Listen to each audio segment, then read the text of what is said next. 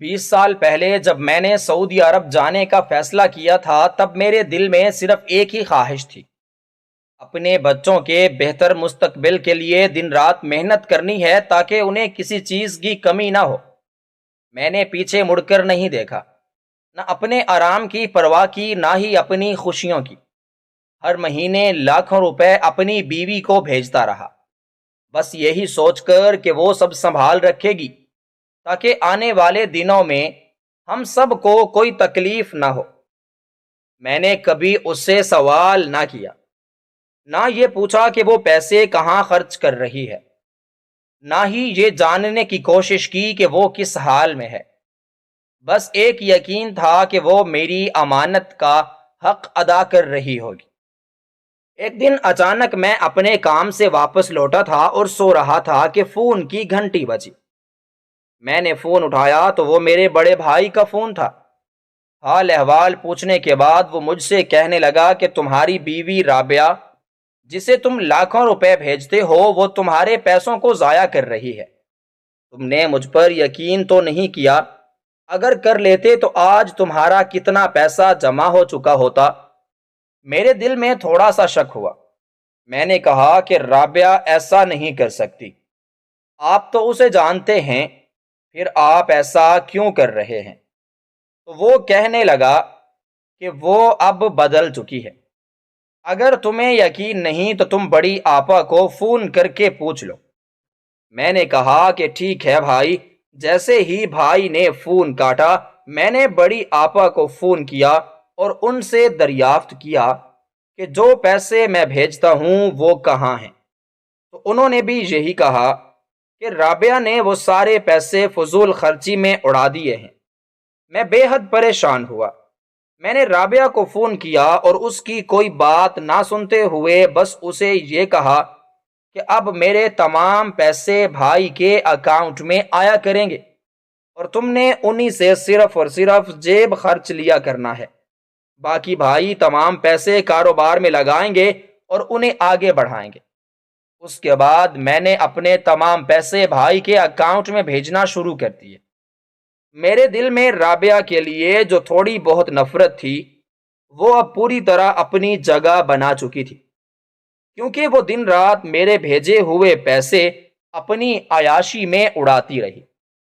کاش کہ بھائی مجھے پہلے ہی بتا دیتے تو میں اتنا نقصان نہ اٹھاتا۔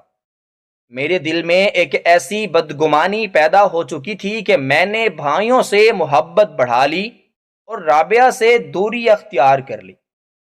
میں نے اپنے بچوں کا حال بھی پوچھنا چھوڑ دیا اور رابعہ سے کوئی تعلق نہ رکھنے کا فیصلہ کر لیا۔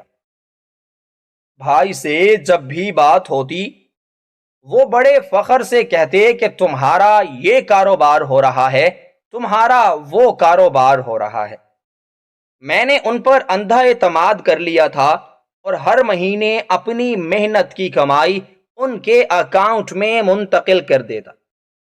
وقت کی دھار تیزی سے مجھے کاٹتی جا رہی تھی اور میں ایک بے حس وجود کی مانند اپنی محنت کی کمائی کسی اور کے ہاتھ میں تھماتا جا رہا تھا۔ مجھے یہی لگتا رہا کہ بھائی میری کمائی کو سنبھال رہے ہیں اور میری غیر موجودگی میں میرے خاندان کا سہارا بنے ہوئے ہیں، مگر حقیقت کچھ اور ہی تھی جس کا مجھے ابھی علم نہیں تھا۔ سعودیہ عرب میں میری طبیعت کچھ ناساز رہنے لگی۔ مسلسل محنت اور مشقت نے میرے جسم کو تھکا دیا تھا اور ذہن بھی اب الجھنوں میں گھر چکا تھا۔ مجھے 20 سال ہو چکے تھے، میں اپنے گھر واپس نہیں گیا تھا۔ بچوں کی شکل دیکھے مجھے مدت بیت گئی، اس لیے میں نے اپنے مالک سے چھٹی لی اور ہمیشہ کے لیے واپس پاکستان آ گیا۔ جب میں گھر پہنچا تو رابعہ وہاں موجود نہیں تھی۔ میں نے نظریں دوڑائیں تو میرے 2 بیٹے علی اور رامش نظر آئے، لیکن ان کی حالت دیکھ کر میرے قدم وہیں پر جم گئے۔ ان کے کپڑے پھٹے پرانے تھے، چہروں پر زردی چھائی ہوئی تھی، جسم کمزور اور آنکھوں میں محرومیوں کی جھلک تھی، جبکہ میرے بھائی کے بچے صاف ستھرے عمدہ لباس میں نظر آ رہے تھے۔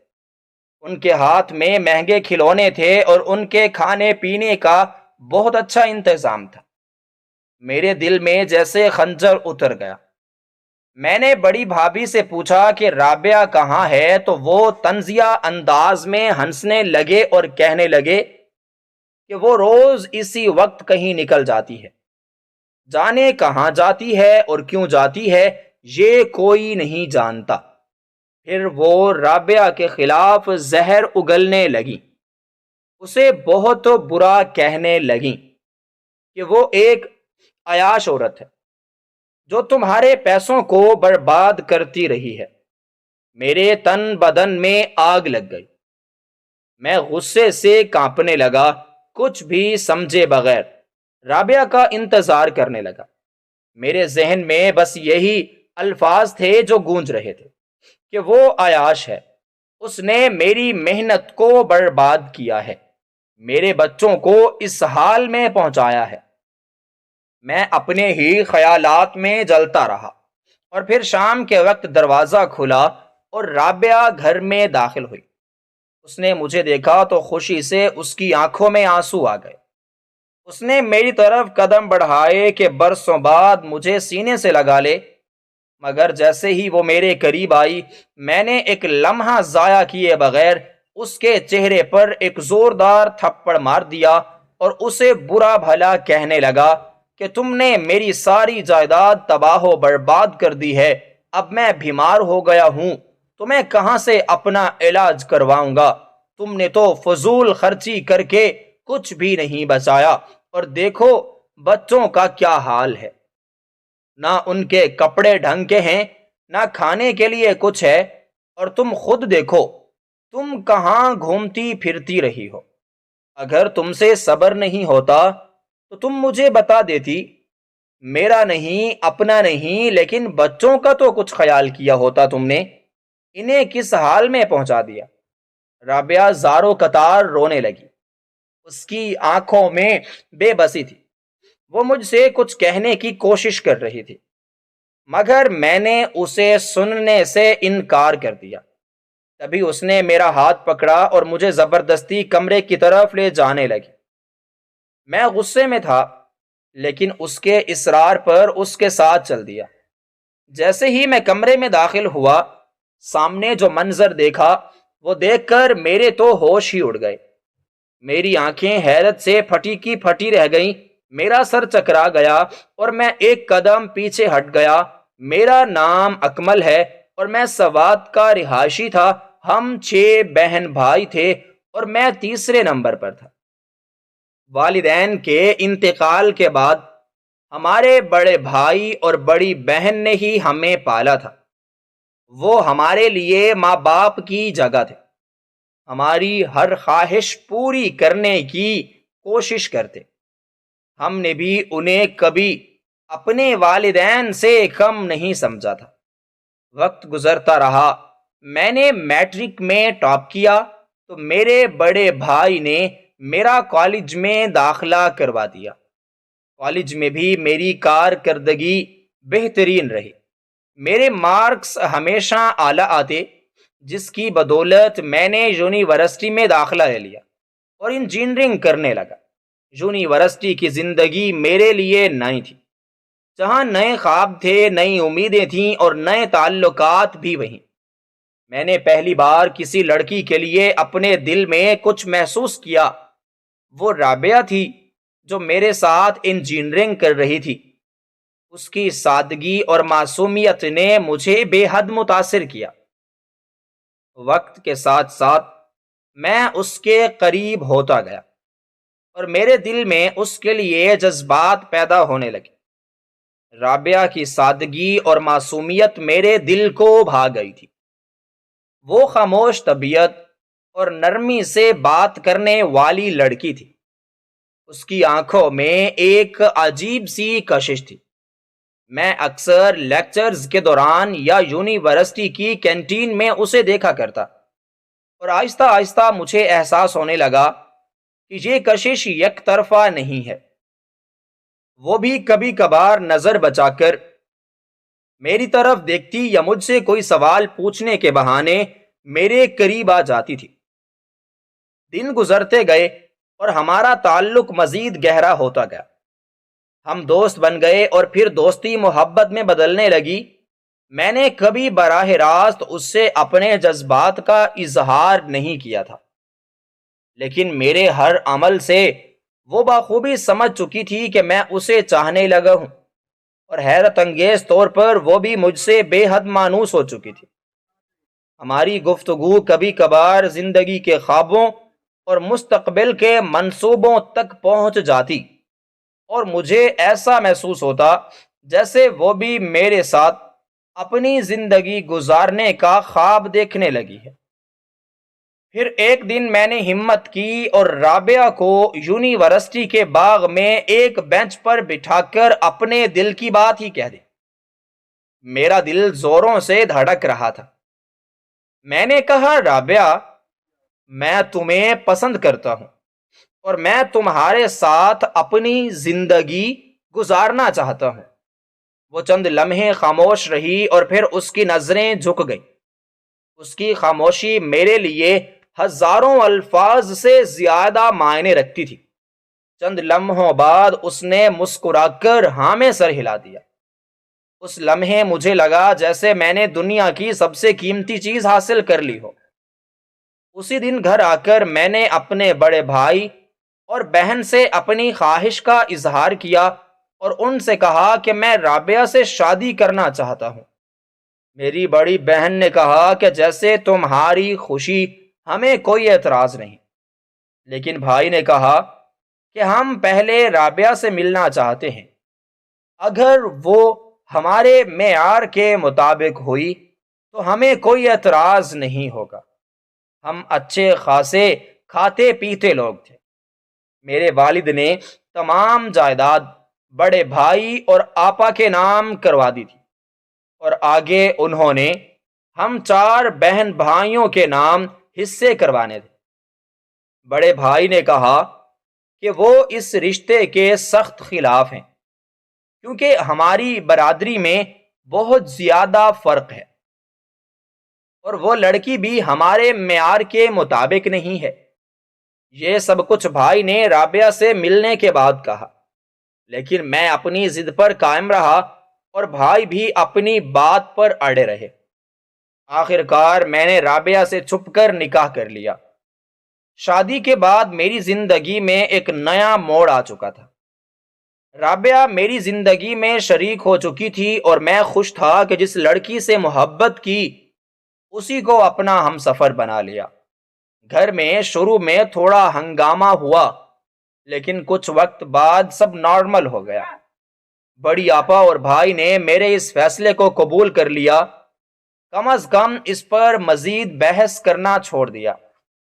3 ماہ بعد جب رابعہ نے خوشخبری سنائی کہ وہ ماں بننے والی ہے تو میری خوشی کی کوئی انتہا نہ رہی۔ میں ایک الگ ہی دنیا میں کھو گیا تھا، لیکن میں نے محسوس کیا کہ بڑی آپا اور بھائی کے چہروں پر وہ خوشی نظر نہیں آئی جو عام طور پر خاندان میں پہلی اولاد کی خبر پر ہوتی ہے۔ مجھے اندازہ ہو گیا کہ وہ ابھی تک دل سے رابعہ کو قبول نہیں کر پا رہے۔ شاید وہ سوچ رہے تھے کہ اب وہ میرے آگے بڑھنے میں رکاوٹ بن جائے گی، کیونکہ ان کے نزدیک میں نے اپنا مستقبل داؤ پر لگا دیا تھا۔ رابعہ کی طبیعت اکثر خراب رہنے لگی تو میں نے اس کی دیکھ بھال کے لیے اپنی پڑھائی کے ساتھ ساتھ گھر پر بھی زیادہ وقت گزارنا شروع کر دیا۔ 1 سال بعد اللہ نے ہمیں ایک خوبصورت بیٹی رامش سے نوازا۔ وہ ہمارے گھر کی رونق بن گئی۔ رابعہ اب مکمل طور پر گھریلو زندگی میں ڈھل چکی تھی، اور میں اپنی انجینئرنگ کی تعلیم مکمل کرنے کے بعد نوکری کے لیے اپلائی کرنے لگا۔ یہ وہ وقت تھا جب میں اپنی عملی زندگی کا آغاز کرنے والا تھا۔ میں بہت پرجوش تھا کہ میں ایک کامیاب انجینئر بن کر اپنے خاندان کی مالی حالت مزید مستحکم کروں گا۔ میں نے نوکری کے لیے کئی جگہ درخواستیں دیں اور جلد ہی مجھے ایک اچھی کمپنی میں ملازمت کی پیشکش ہو گئی۔ یہ میری محنت کا صلہ تھا، میں بے حد خوش تھا، لیکن مجھے اندازہ نہیں تھا کہ میری زندگی میں جو طوفان آنے والا تھا وہ میری تمام خوشیوں کو اپنی لپیٹ میں لے لے گا۔ بھائی نے ہاتھ کھڑے کر دیے اور کہا کہ اب وہ مجھے ایک پھوٹی کوڑی بھی نہیں دیں گے اور تمام جائیداد سے بھی مجھے الگ کر دیں گے۔ میں بہت زیادہ پریشان رہنے لگا تھا اور ساتھ ساتھ دوسرے ممالک میں نوکری کے لیے اپلائی کرنے لگا۔ رابعہ مجھے روز تسلی دیتی کہ اللہ پر بھروسہ رکھو، مگر مجھے کہاں چین ملتا، کیونکہ اب میں ایک بیٹی کا باپ بن چکا تھا اور مجھ پر ذمہ داریاں بہت زیادہ بڑھ چکی تھیں۔ اس لیے میں نے اپلائی کرنے کی رفتار تیز کر دی اور کبھی کبھار محنت مزدوری بھی کرنے لگا۔ ایک دن میں موبائل استعمال کر رہا تھا کہ اچانک ایک میل آئی۔ جب میں نے اسے کھولا تو میری خوشی کا ٹھکانہ نہ رہا۔ سعودی عرب کی ایک بہت بڑی کمپنی میں مجھے بطور انجینئر کام مل گیا تھا، اور وہ بھی ایک بہت اچھی پوسٹ پر۔ میں نے خوش ہو کر رابعہ کو سنایا تو وہ بہت زیادہ خوش ہوئی اور اللہ کا شکر ادا کرنے لگی۔ اس نے نوافل بھی ادا کیے۔ کچھ ہی دنوں بعد ٹکٹ ہو گئی اور میں سعودی عرب چلا گیا۔ شروع میں رابعہ کی خبر لیا کرتا تھا اور اسے لاکھوں روپے بھجوایا کرتا تھا۔ یہ سلسلہ کئی ماہ تک چلتا رہا۔ میں دن رات محنت کرتا، اپنی بیوی اور بیٹی کے لیے پیسے بھیجتا۔ مجھے لگتا تھا کہ میرا بھیجا ہوا پیسہ ان کی ضروریات پوری کرنے اور بہتر مستقبل کے لیے جمع ہو رہا ہوگا۔ ادھر رابعہ بھی ہر بار کہتی کہ سب خیریت سے ہے اور وہ گھر کے معاملات اچھے طریقے سے سنبھال رہی ہے۔ وقت گزرتا رہا، میری محنت رنگ لائی اور میں نے کمپنی میں مزید ترقی حاصل کر لی۔ میری تنخواہ میں اضافہ ہوا اور میں نے پیسوں کی ترسیل بڑھا دی تاکہ میرے گھر والے زیادہ خوشحال زندگی گزار سکیں۔ میں دن رات مشقت کرتا، خود کو ہر آرام سے محروم رکھتا، صرف اس امید پر کہ میری فیملی سکون میں ہو۔ کئی سال اسی طرح گزر گئے۔ پھر ایک دن میرے بڑے بھائی کا فون آیا۔ ان کا لہجہ سخت تھا، جیسے وہ مجھ سے کچھ چھپانا نہیں چاہتے۔ انہوں نے کہا، اکمل، تم نے جو پیسے رابعہ کو بھیجے ہیں وہ سب ضائع کر چکی ہے۔ وہ تمہاری محنت کی کمائی عیش و عشرت میں اڑاتی رہی ہے۔ اگر تمہیں یقین نہیں آتا تو بڑی آپا سے پوچھ لو۔ یہ سن کر میرے دل میں ایک عجیب سی بے چینی پیدا ہوئی۔ پہلے تو میں نے بھائی کی بات کو نظر انداز کیا، لیکن جب بڑی آپا نے بھی یہی بات دہرائی تو میرا شک یقین میں بدلنے لگا۔ میں نے رابعہ کو فون کیا، مگر اس بار اس انداز میں نرمی کی بجائے سختی تھی۔ میں نے اس کی کوئی بات نہ سنی اور بس اتنا کہا، اب سے میں اپنے سارے پیسے بھائی کے اکاؤنٹ میں بھیجوں گا اور تمہیں جو بھی ضرورت ہوگی تمہیں وہیں سے ملے گی۔ یہ کہہ کر میں نے اپنا فون کاٹ دیا، مگر میرے دل میں رابعہ کے لیے محنت کی جگہ ایک عجیب سی بدگمانی نے لے لی تھی۔ جب میں پاکستان سے سعودیہ آیا تھا تو اس وقت رابعہ حاملہ تھی اور میرے آنے کے 8 ماہ بعد میرا بیٹا علی اس دنیا میں آیا۔ میری خوشی کی انتہا نہ تھی۔ میں نے پیسے بھیجنا بڑھا دیا تھا، لیکن بھائی کے فون کے بعد میرے دل میں ایک عجیب سی بدگمانی گھومتی گئی۔ میں بھائی کو پیسے بھیجنے لگا۔ وقت بہت تیزی سے گزر رہا تھا۔ 5 سال تک تو میں نے رابعہ کو رقم بھجوائی، لیکن اس کے بعد میں وہاں ہی پیسے بھیجتا رہتا اور رابعہ مجھے اکثر کہتی کہ آپ ایک دفعہ پاکستان آ کر یہاں کے معاملات دیکھ لیں، تو میں کہتا کہ تم بڑی آپا اور بھائی سے بات کر لو، کیونکہ اس وقت تک میں ان کے فیصلوں کی روشنی میں چل رہا تھا۔ رابعہ کا بار بار یہی کہنا تھا کہ آ کر دیکھو، لیکن میرا دل کہیں نہ کہیں اس بات کو تسلیم نہیں کرتا تھا کہ کچھ ٹھیک ہو رہا ہے، اور میں اسے یہی کہتا کہ پہلے بھائی اور آپا سے بات کرو، پھر فیصلہ ہوگا۔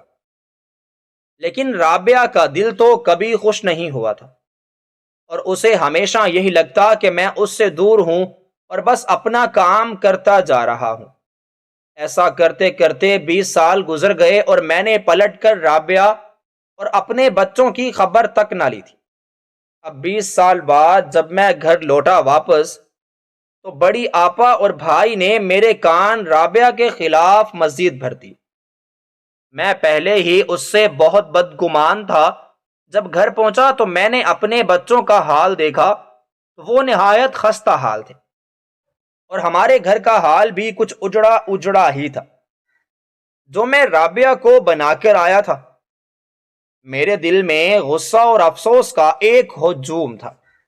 میں نے سوچا کہ میری ساری محنت اور قربانیاں کہیں نہ کہیں ضائع ہو گئی ہیں۔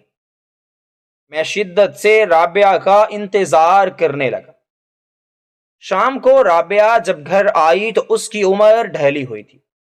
آخر 20 سال بعد میں اسے دیکھ رہا تھا۔ وہ انتہائی خوبصورت ہوا کرتی تھی، لیکن آج دیکھ کر میرا کلیجہ کٹ سا گیا۔ مگر میرے دل میں بدگمانی ایسی بھری ہوئی تھی کہ میں نے رابعہ کا حال چال پوچھنے کے علاوہ غصے سے ایک زوردار تھپڑ اس کے چہرے پر دے مارا اور کہا کہ عورت تمہاری جیسی، میں بیمار پڑا ہوں اور آج گھر واپس لوٹ آیا ہوں تو ہم نے تمہارے سارے پیسے اپنی عیاشی میں اڑا دیے۔ تو رابعہ نے اپنے آنسو صاف کرتے ہوئے میرا ہاتھ پکڑا اور کمرے میں لے گئی۔ کمرے میں پہنچتے ہی میرے پیروں تلے سے زمین ہی نکل گئی، کیونکہ سامنے ایک 18 سالہ نوجوان بستر پر پڑا ہوا تھا۔ اس کی رنگت سیاہ تھی، آنکھیں بالکل پیلی ہو چکی تھیں۔ رابعہ اسے دیکھ کر زاروں قطار رونے لگی۔ اتنے میں علی اور رامش بھی کمرے میں داخل ہو گئے۔ تو علی کہنے لگا کہ ابو، اب آپ یہاں پر کیوں آئے ہیں؟ آپ کو شاید اندازہ نہیں تھا کہ ہماری اور ہماری امی کے ساتھ کیا کیا ظلم ہوئے ہیں۔ آپ نے تو ہم سے پلٹ کر پوچھا تک نہیں کہ ہم لوگ کیسے ہیں اور کیسے نہیں۔ ہم اور امی ہی جانتے ہیں کہ ہم نے زندگی کیسے گزاری۔ میں نے علی کی باتوں کو اتنی توجہ سے نہ سنا کہ میری نظریں اسی نوجوان پر جمی ہوئی تھیں۔ میں نے رابعہ سے پوچھا کہ یہ کون ہے؟ تو رابعہ نے مجھ سے کہا کہ یہ علی کا جڑواں بھائی ہے۔ میرا ماتھا ٹھنکا اور دل دھک سا رہ گیا۔ یہ کیسے ہو سکتا ہے؟ مجھے تو معلوم ہوا تھا۔ وہ رابعہ کہنے لگی کہ رابعہ مجھ سے کہا یہ آپ کے جانے کے بعد مجھ پر بڑی آپا اور بھائی نے ظلم کے پہاڑ توڑ دیا۔ انہوں نے ہر اس بات کا بدلہ لیا جو آپ نے ان کے خلاف کی تھی۔ آپ نے یہ شادی کر کے خود تو پردیس کی راہ لی، مگر مجھے اس جہنم میں جھونک دیا۔ رامش کی زندگی بے بسی کا شکار ہو گئی اور آپ نے پلٹ کر ہم سے خبر تک نہ لی۔ چند سال تو آپ ہمیں پیسے بھیجتے رہے، وہ بھی ہمارے نصیب نہیں ہوئے۔ بڑے بھائی وہ بھی مجھ سے چھین لیا کرتے تھے اور مجھے بے تحاشا مارتے تھے۔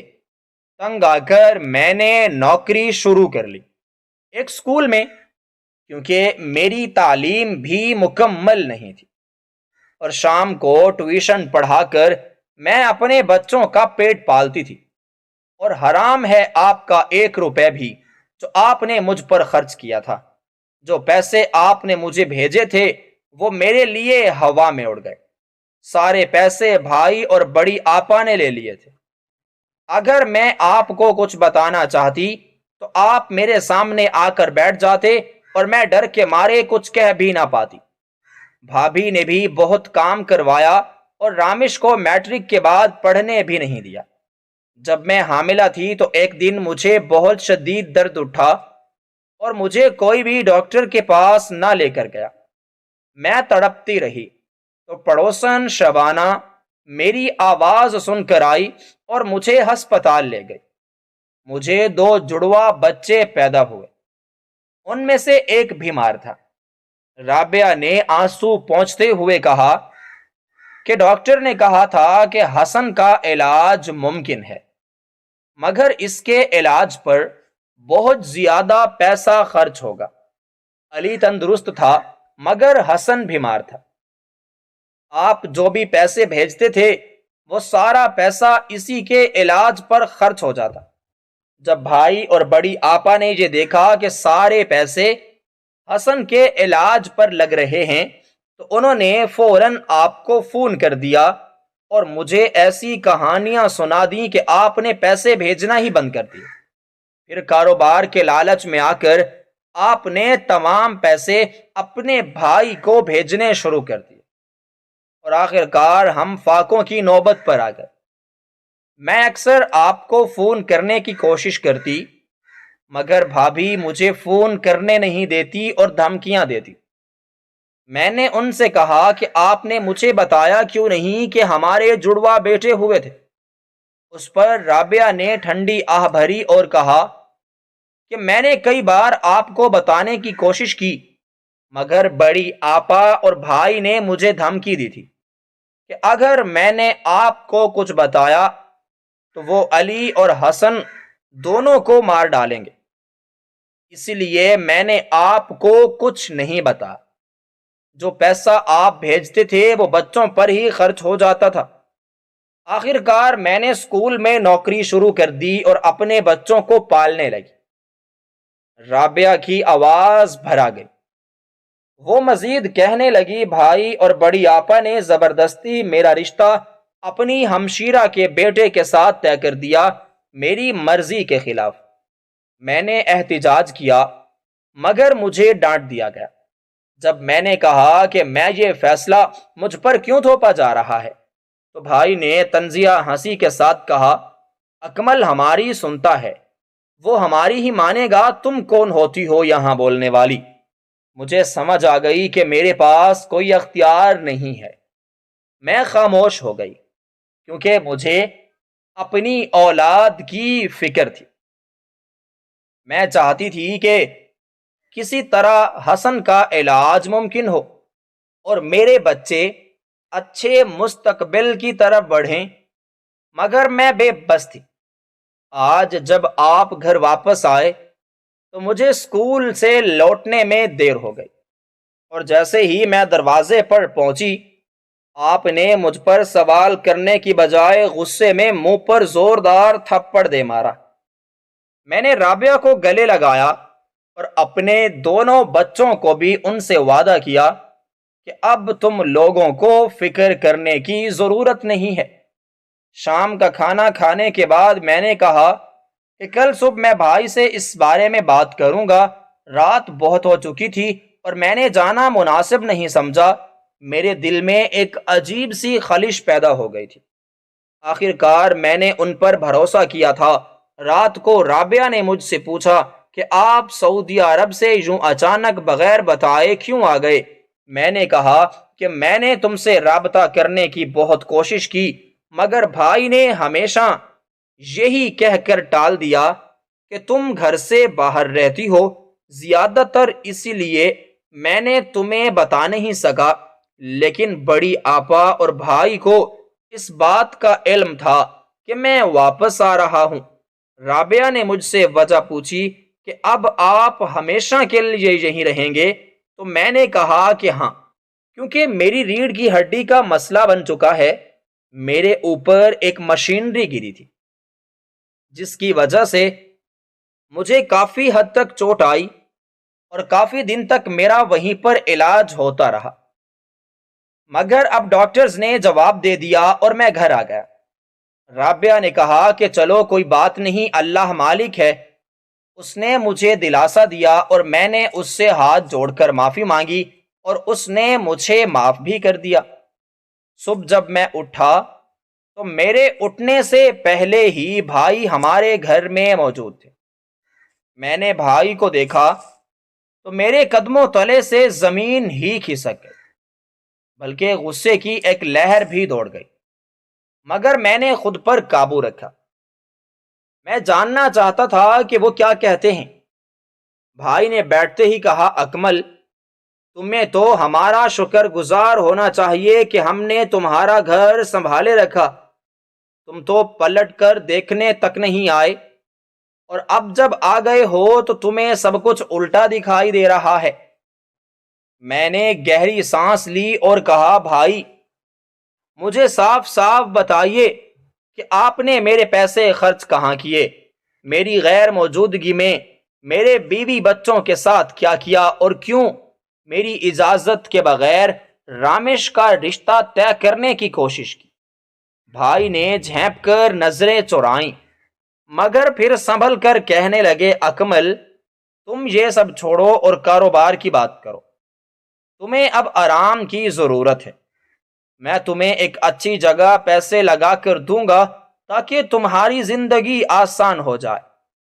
میں نے تلخی سے کہا، بھائی، مجھے کسی کاروبار کی ضرورت نہیں۔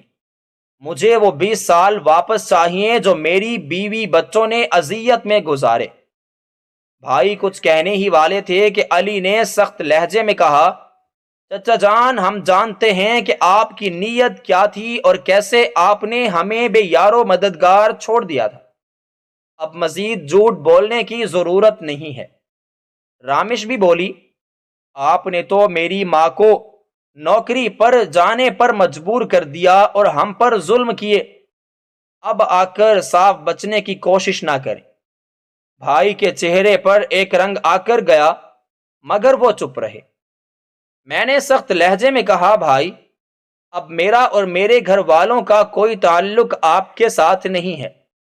میں اپنے بچوں کے ساتھ اپنی زندگی گزاروں گا اور کسی سے کوئی امید نہیں رکھوں گا۔ میں نے بھائی سے کہا کہ آپ مجھے بتائیں کہ 20 سال تک میں نے کروڑوں روپے آپ کو بھیجے ہیں، وہ کاروبار کہاں ہیں؟ تو بھائی کہنے لگے کہ وہ سب ویسے تو ڈوب گئے۔ میں تمہیں یہی بتانے آیا ہوں کہ اب میرے پاس کوئی پیسہ نہیں ہے، میرا کاروبار سب ختم ہو گیا ہے۔ میں نے تمہارے نام پر بہت سے شیئرز خریدے تھے جو کہ اب میرے پاس نہیں ہے۔ جس کے ساتھ میں نے پارٹنرشپ کی تھی وہ تو دھوکے باز نکلا، اس لیے تو میں غصے سے لال ہو گیا اور کہا کہ بھائی، آپ ایسا میرے ساتھ کیسے کر سکتے ہیں؟ آپ کو کچھ تو خیال کرنا چاہیے تھا۔ میں نے آپ کو ہمیشہ اپنے والد کی جگہ سمجھا اور بڑی آپا کو بھی اپنی ماں کی جگہ دی، لیکن آپ دونوں نے مل کر میرے بچوں کا خیال تک نہیں رکھا۔ میں 20 سال تک وہاں پر آپ لوگوں کے بھروسے بیٹھا رہا۔ اگر مجھے اس بات کا علم ہوتا تو میں کبھی بھی اپنے بچوں کو یوں بے یار و مددگار نہ چھوڑتا۔ بھائی بھی غصہ کرنے لگے اور مجھ سے کہنے لگے کہ کون سے پیسے؟ تم نے مجھے کوئی پیسے نہیں بھیجے، کیا تمہارے پاس کوئی ثبوت ہے؟ تو میں اٹھ کھڑا ہوا اور ان سے کہنے لگا کہ بھائی، آپ یہ کیا بات کر رہے ہیں؟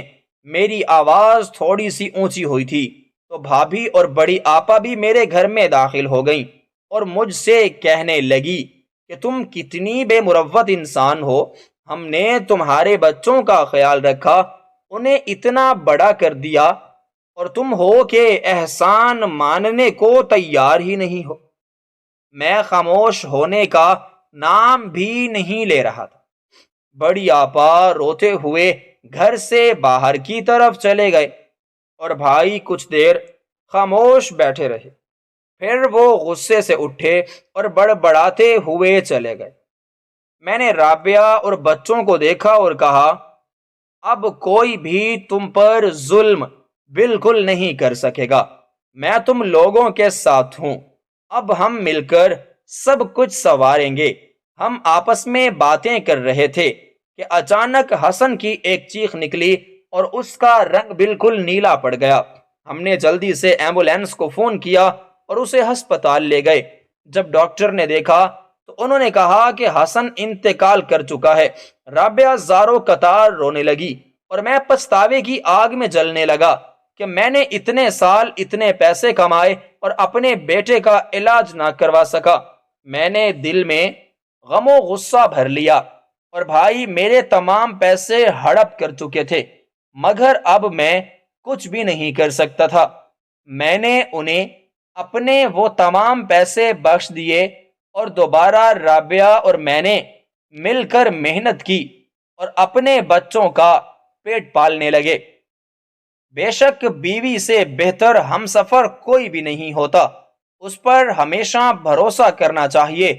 میں نے اپنی زندگی سے یہی سب سیکھا کہ رابعہ نے میرے پیسے کو اچھے طریقے سے اور اچھی جگہ پر ہی استعمال کیا، مگر میرے اپنے سگے بھائی نے میری محنت کا بھی خیال نہ کیا کہ میں نے کس قدر مشقت اور محنت سے یہ پیسے کمائے ہیں۔